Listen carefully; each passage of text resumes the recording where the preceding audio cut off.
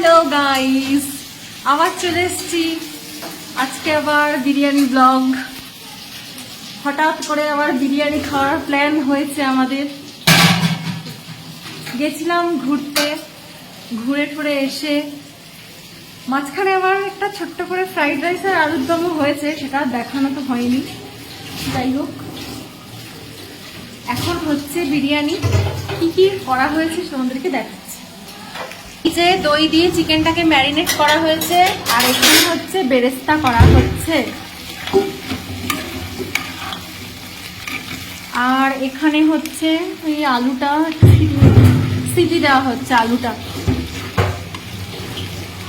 আর এই যে পেঁয়াজ রসুন আদা ছাড়ানো হয়েছে, মিক্সি করা হবে, আর এখানে চাল ভেজানো হয়েছে। আমরা নিজেরাও জানি না আমাদের কত এনার্জি, জানো। আমরা ঘুরে এসে আবার ফ্রাইড রাইস করতে পারি, বিরিয়ানি করতে পারি, আমাদের বিশাল এনার্জি। এনার্জিতে ওদের গদ গদ। আর এদেরকে এনাকে দেখো, এ ঝিমিয়ে পড়ে। ইনি একটু ঝিমিয়ে গেছে। কি ব্যাপার? এনাকে গ্লুকোজ দিতে হবে, ঝিমিয়ে গেছে। আসলে কি বলতো, জামাইবাবুর সাথে অনেকদিন দেখা হয়নি তো, তাই মন থেকে একটু দুঃখ হয়েছে। বেরেস্তা অলমোস্ট ডান। কিছুটা বেরেস্তা এখানে রাখা রয়েছে, আর কিছুটা এই যে চিকেনটা হবে ওইখানে দেওয়া রয়েছে। গেছিলাম বেড়াতে, এসে সন্ধ্যাবেলা চপ হয়েছে, তারপরে মুড়ি হয়েছে, কফি হয়েছে, খাওয়া হয়েছে। এবারে এই খেলার অনারে নাতি আর ছেলে বিরিয়ানি খেতে চেয়েছে, তাই বিরিয়ানি হচ্ছে। কিছু বলার আছে বক্তব্য আপনার?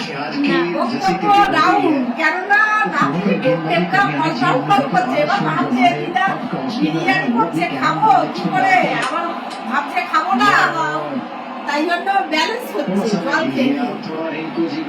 যখনই বলছে তখনই এক গ্লাস করে জল খাওয়া হয়ে যাচ্ছে। হ্যাঁ, জল একদম নিমিষের মধ্যে ফিনিশ হয়ে যাচ্ছে। আর এখানে হচ্ছে মামা চলছে কাজ। কলকাতা বলে কে কে আর বলে বিরিয়ানি ফেরত দিয়ে নেবো। একদম সোনার মতো। আর এই ব্যক্তি বসে আছে খেলার সাথে কর্ম করছে, আমাদের সাথে ঘুরতেও যায়নি।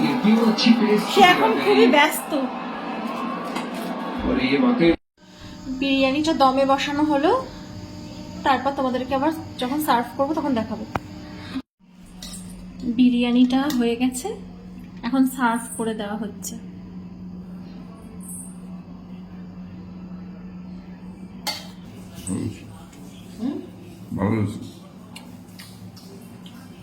ভালো হয়েছে।